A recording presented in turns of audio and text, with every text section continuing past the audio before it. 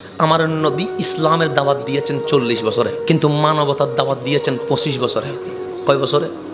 25 বছর। যখন নবী যুবক তখন হিলফুল ফুজুল করে সমাজ প্রতিবেশীর হক আদায় করেছেন।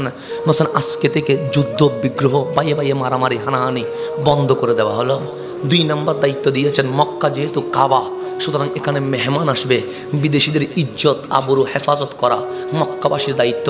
3 নম্বর দায়িত্ব দিয়েছেন, সমাজে গরিবও আছে, ধনীও আছে। নাই আছে, কেউ বাজার করতে পারে, কেউ বাজার করতে, আমার রসুল বলেন কেউ রান্না করবে আর কেউ রান্না করবে না। এটা হতে পারে এই মক্কায় ধনী যখন রান্না করবে তার সাথে একটা গরিব পরিবারের জন্য রান্না করবে, তাতে করে ভাগাভাগি করে খাইলে এই সমাজে কেউ উপোস থাকবে।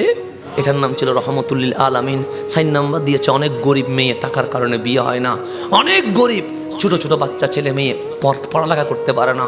আমার নবী বলেছেন হিলফুল ফুজুলের মাধ্যমে গরিব মেয়েদের বিয়ের ব্যবস্থা, বাচ্চাদের পড়ালেখার দায়িত্ব নেওয়া হলো। এটাই হচ্ছে মানবতা। প্রতিবেশীর হক যিনি আদায় করেছেন উনি রহমতুল্লিল